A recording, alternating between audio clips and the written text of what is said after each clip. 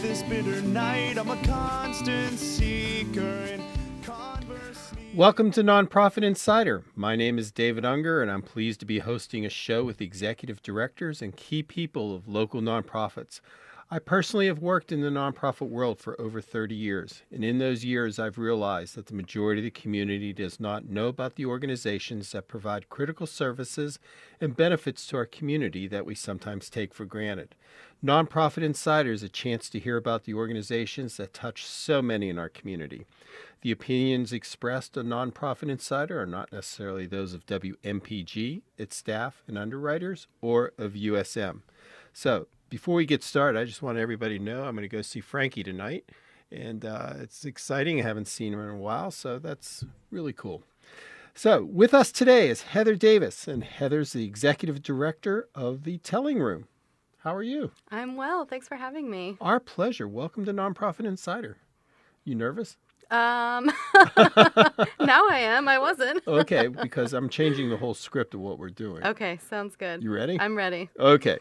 So, Telling Room. What is the Telling Room? Can you describe it? Yes. So the Telling Room is a nonprofit writing center for kids between the ages of 6 and 18. So we have a beautiful, sunny writing center in downtown Portland where we host about 1,000 kids throughout the year who do all sorts of writing and publishing projects with us. And then we serve about another 1,200 students all over southern Maine in schools and community centers. And all of the kids who work with us get a chance to try their hand at a different type of writing project, and most of them become published writers, and some of them even end up on the radio here on WMPG. Oh, so they're on Blunt? So we've partnered with Blunt to do some projects. So we have a multimedia director who's really talented. Her name is Molly Haley, and she's done a lot of projects that teach kids how to tell their stories in lots of different types of media. So we do, everything starts with the written word, but we might help kids transform their pieces into a radio spot or a multimedia photo essay or something like that. So that's really good. yeah. So if I heard correctly, there's two parts to your program. One is agency-based, where you actually have the program within your four walls. Right. And then you also have satellite programs within the various schools and community centers? Right. So our programs are for everyone, and so we try to be as responsive as we can to any school or any group that wants us to come and do a project with them. That often means that we're getting requests from places an hour or more away from the Telling Room, or we're getting requests from cash-strapped schools who can't afford the transportation to get their kids to us. So whenever we can, we go to them, and we bring our staff and our teaching artists and our volunteers to them to do programs on site. So the school districts can subcontract with you? Yes, exactly. And in fact, all of our programs that we run during the school year, kind of our core programs for kids, are free for students and their families. So the schools are the ones most of the time who hire us, and any of the small amount of program fees that we get to support our programs, those come from school districts. So in the program within your four walls, does this happen on the weekends, after school, evenings? Yes, all of the above. So we just had a program this morning. We had a group of fourth graders from South Portland come over and do a field trip. And so we serve probably 700 students a year through our field trip program, which is when a whole classroom of students comes and they spend a half day at our writing center doing a project. Today they were learning about photography and then going out into the Old Port to take photographs and then coming back and writing stories inspired by the photographs that they took. But we also have free after-school workshops, and we do customized programs, and we have events and readings, and those happen at all times of day. So, yeah. Sounds fascinating. What are some of the issues that you're facing as a nonprofit? Besides funding, because that's a standard question for everybody. I know we all want more funding.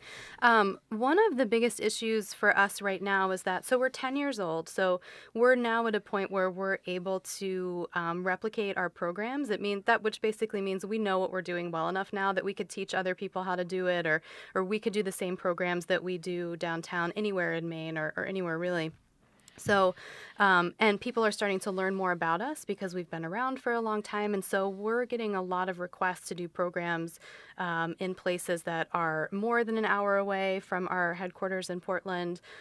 We have waiting lists for a lot of our programs that we're not able to accept kids into right now. So I think for us, the challenge is figuring out how to scale the programs and serve all the people who want to participate in them, because we're the only organization that I know of in Maine that does exactly what we do with kids. So we have huge waiting lists and tons of requests for programs that we can't always fulfill. So we're trying to figure out the best way to scale up and work with everybody. Do you remember the show The Millionaire? No. Okay, well, I guess I'm showing my age. Deb remembers it. This gentleman would walk in and just hand somebody a check for $1 million, and just from this very philanthropic individual who wanted to remain anonymous, and he would be his representative, and how it would change people's lives. But if someone would walk in and hand you $10,000, what would you do with it? Just 10,000. I don't get $1 million in this scenario.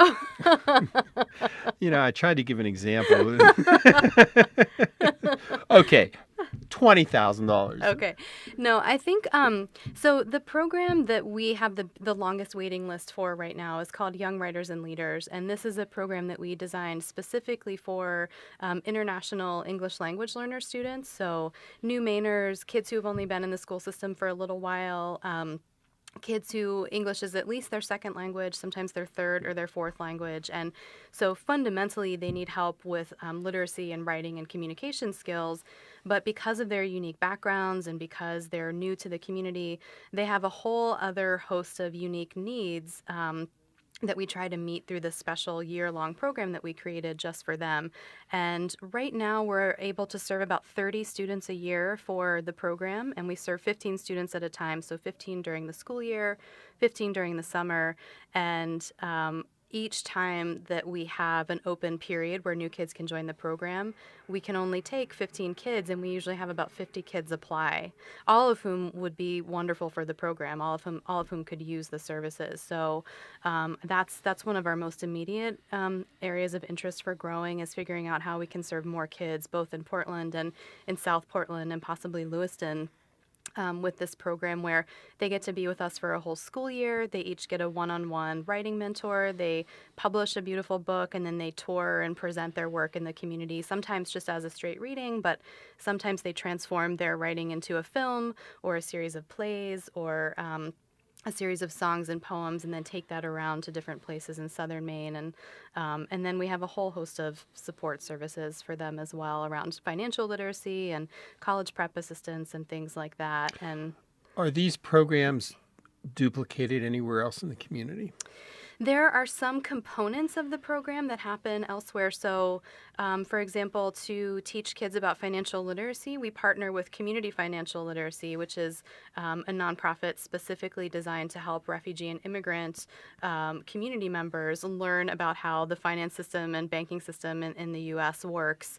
And so they are offering that service, and we bring them in to offer it. To do college prep, we actually work with the University of Southern Maine, and they have this great Dean for a Day program where the kids get to pretend to be admissions officers and learn what it really takes to get into college and what the admissions officers are looking at. So we definitely work with a lot of community partners to do each piece of the program, but as a whole, this program that's giving kids a voice in the community and teaching them job skills and leadership skills and providing support in all of these other ways, there isn't anything quite like it that I know of, especially not something that gives them a chance to make their own, beautiful movies and Right. and tour that around to different places.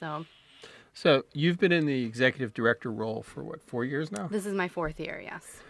What would you say has been your most significant aha moment?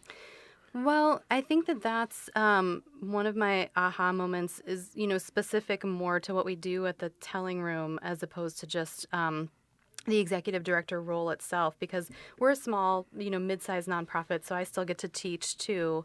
And whenever I go into the classroom, I'm meeting teachers who are kind of astounded by the high quality level of writing that we're able to get out of students that we're working with, and how we're able to engage students who have been very reluctant to be engaged in the classroom before. And so I think what I've noticed about what we do that's a little bit different than what a classroom language arts teacher might do is we bring in real working writers, so notable authors from the community who are writing as their profession in their life. We bring in these really talented teaching artists. We bring in tons of volunteers, but mostly we set the bar really high for kids, and we go in with the assumption that they have what it takes to produce a beautiful piece of writing, to publish it, and then to stand up in front of their community and read it. And that's a little bit different than kind of the traditional school model where kids are empty vessels that are being filled with knowledge, so that have to be taught from the ground up. So we go in there with this really big assumption that you're writers already. We're going to treat you like writers no matter what your background or skill level, and then give them all the tools that they need for success. And we do get different outcomes. We do get kids very excited about writing who previously couldn't identify as writers at all. So. And what has been one of your biggest surprises as an executive director that you had no idea this was part of your job description? Well, I'm trying to think. We sort of have a list of kind of ridiculous things all of us have done, because as people who work in nonprofits know, we don't have people making appointments for us. We don't have assistants. We don't.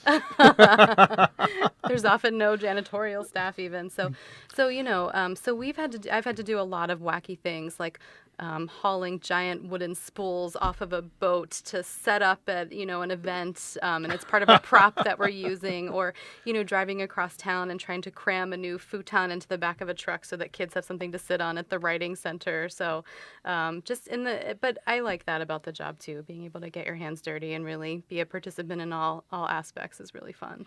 So after we go to our midpoint identifier, I do want to come back and talk a little bit about outcomes and, how do you measure those type of outcomes? Because it's not a widget. You can't say how many widgets you produced in a certain amount of time. Yes. So we are at our point where I get to ask you that you're already nodding your head no. You're giving up already? I'm not giving up. I'm just scared of what's coming. Well, we're at our point of our weekly trivia question, and I have to admit that this one is a little bit off the wall. As you know, I try and get the question related to something that you do, and I had a real hard time, so I used the word room. Okay, so our trivia question is going to be based on the word room. You ready? I'm ready. I'm going to ask you the question, then we'll go to our midpoint identifier, and then you'll give me the answer, of course. Okay, right? Sounds good. So the trivia question today is, you ready, Deb? Why is the Oval Office of the White House oval? All right. This is Nonprofit Insider on WMPG 90.9 and 104.1 FM Community Radio of Southern Maine and Eastern New Hampshire. And today we have Heather Davis, Executive Director of the Telling Room. I have no idea why the Oval Office is oval. I can't even venture a guess. Well, it's really wild. I'm going to give you the short answer, and then we can go into the long answer if you want. Absolutely. Okay? According to the White House Historical Association, although the Oval Office was born in the expansion of the West Wing in 1909, the room's distinctive shape was inspired by the Blue Room, and its form may be traced to a formal social greeting that was meant by President Washington as a symbolic means of dramatizing the office of the presidency. So what that means is the levee, a tradition borrowed from the English court, was a formal occasion to allow men of prominence to meet the president, complete with formal dress, silver buckles, powdered hair, and the event was a stiff public ceremony, almost military in its starkness. Invited guests entered the room, walked over to the president standing before the fireplace, and bowed as a presidential aide made a low announcement of their names. The visitor then stepped back to his place. After 15 minutes, the door was closed, and the group would have assembled in a circle, hence the Oval Office. The president would then walk around the circle, addressing each man by his name from memory with some pleasantry or studied remark of congratulations, which might have been a political connotation of some sort.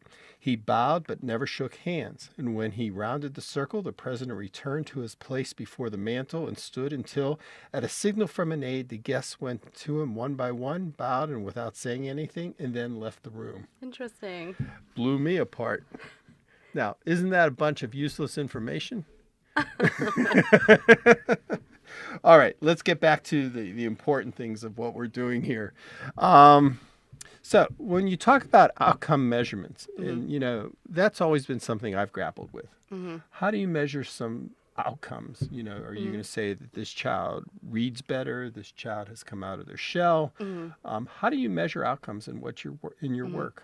Well, we are really interested in that. I mean, anyone who's been to a telling room reading or seen a screening of a film or heard our kids on the radio telling a story, listening to that child, that something has happened and that it's been something good and something important. But, right, how do you quantify that and say what that thing was that happened? So we have our mission statement is based around a couple of ideas. So one is that, of course, we want to teach kids to be better and stronger writers. We want to improve their communication skills because we know that's fundamental to their personal and academic success for their whole lives. So absolutely we're measuring that, and I can say a little bit more about how we do that. We also want to increase their confidence and their well-being. So we're as much a youth development organization as we are a writing organization. We certainly work with some kids who have ambitions to be writers as a profession, but we work with many kids who won't go on to do that. And so while we're working with us, we want them to feel more confident, and we want them to feel a greater sense of social and emotional well-being. And so we're measuring that as well. And the hope is that we're making a positive impact on the community, and also as we get a few more years under our belt, that we can look back and kind of quantify how many of our students went on to graduate from high school, how many students went on to college and stayed, and where are they now. So we're starting to build systems to look at that.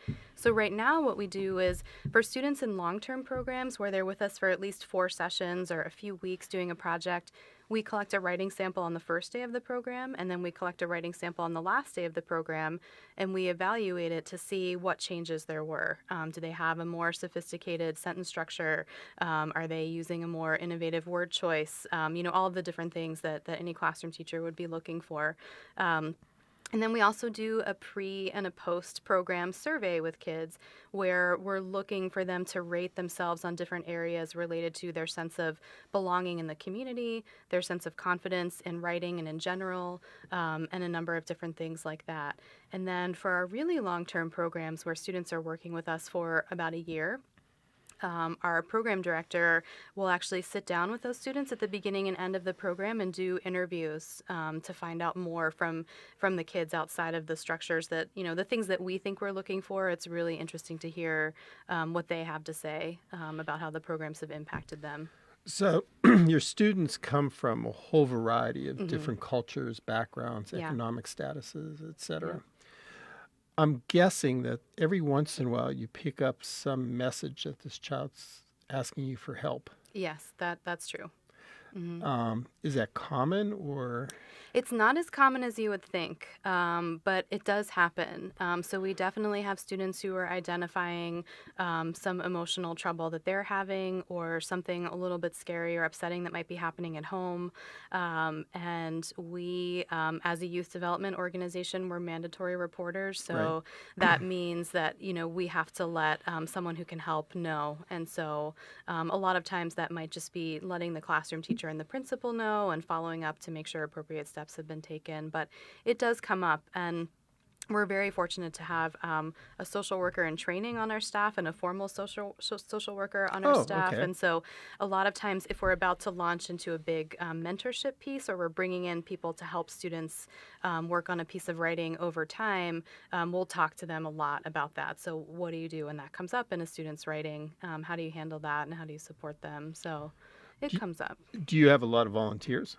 We have many volunteers. So we have over 400 trained volunteers, and we work with about 200 of them every year.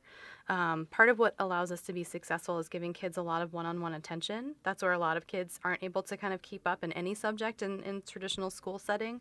So once we get really into the writing and revision piece, we bring in a lot of volunteers to work with kids so that they can be successful and get all the help that they need. If you had to pick one program What would you hang your hat on? So if you're out looking for a job and you wanted to say, this is the one I did, what would it be? Yeah. Well, so I've already told you about our Young Writers and Leaders program, which has been by far one of our most exciting and successful programs, and just demand for it is through the roof. One of our newest programs, though, is called Young Emerging Authors, and it came out of a conversation that we had with an AmeriCorps member who was working with us a couple of years ago. We had published this AmeriCorps member's friend's book. So we had a kid named Aruna Kenyi who was a Sudanese lost boy, and he wanted to write his memoir. And so we found him a volunteer, a journalist and a freelance writer who was willing to sit down with him and help him, over the course of a year or so, write his memoir. And then we published it. And then we never really did a project like that again for a long time. And so this AmeriCorps member named Hakeem, who was working with us, said, why don't other kids get to do that? Like, why isn't that something that you still offer? And we had no good, there was no reason why other than funding, which, you mentioned earlier. So we were able to partner with some new funders to launch a program that allows a small cohort of students to do what Kenny did every year. So they are with us for a calendar year. They each get a mentor who's a writer or a teacher in the community. They have to kind of submit a book proposal and pitch a project idea to us. And if they get selected, they join the cohort for the year. And then within 12 months, they've published that book, and they have a launch party and a reading in the community, and have learned a whole lot in the process. And so we're now working with our second cohort of young emerging authors, and it's been really exciting.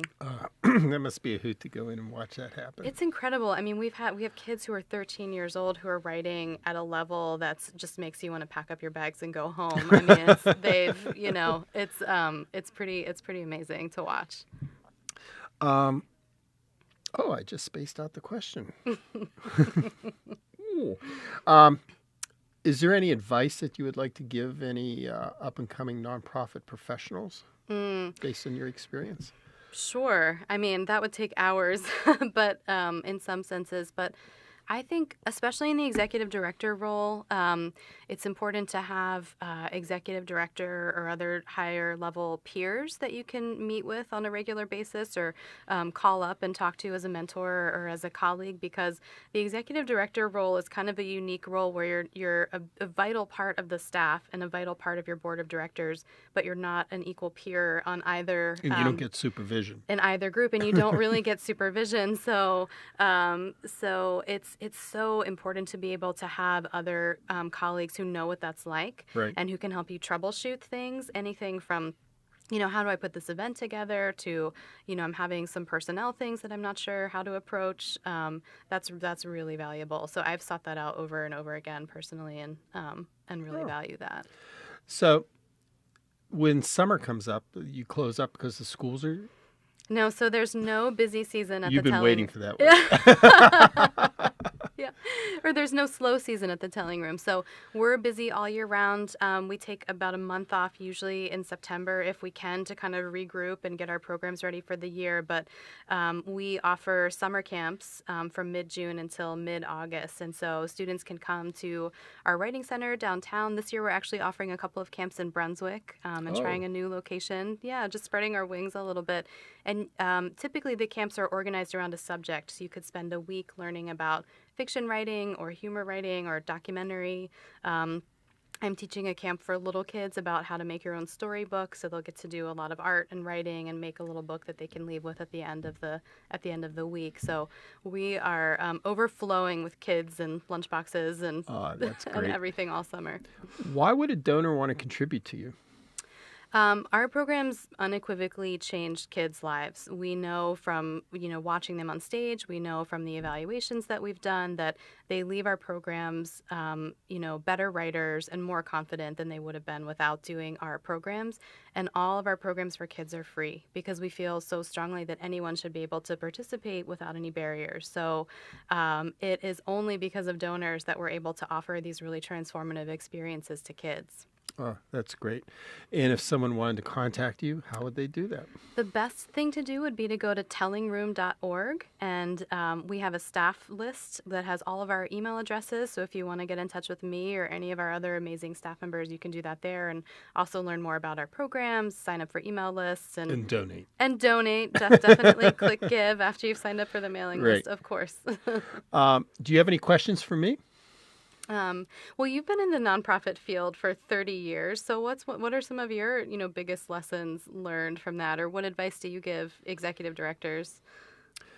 Well, it depends on the executive director and the situation. So if you were to say, what advice would you give me? I think one of the things that you're doing that a lot of executives don't do is find that professional support system. I don't care how long you've been in the job and how long you've been an executive director, you still need that one-to-one.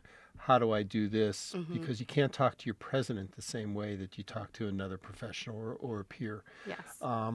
So I think that every professional at every executive level should have that kind of informal supervision per se, Yeah, because it's pretty lonely up there. it is. It is. It really is. There's no question about that. So that would be the advice that I would give, especially for small nonprofits where you're doing everything from the janitorial stuff to unloading the spools or whatever. Exactly. Plus doing budgets and strategic planning, Yeah. and all the stuff that executives need to do. Right. So, it's that kind of stuff. It's the balancing act and making sure you have that support system to make sure that you are able to bounce off of. Yeah. Well, great. We have 2 minutes? Okay.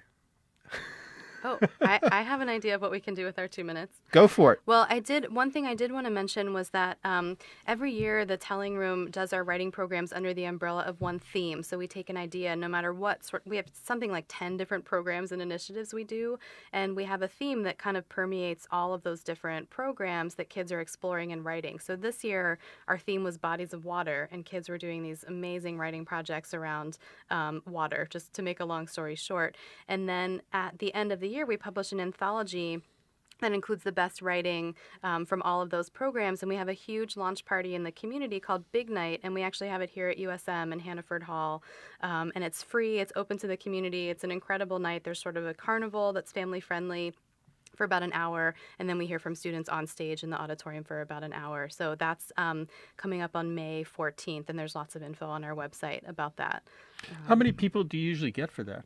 300 easily. Wow. Yeah. Yeah. And that's incredible. All right. Well, I think that's it for today's show. I want to thank you for being on the show. Next week, we have Tom Handel, Executive Director of the Community Television Network. Next week's show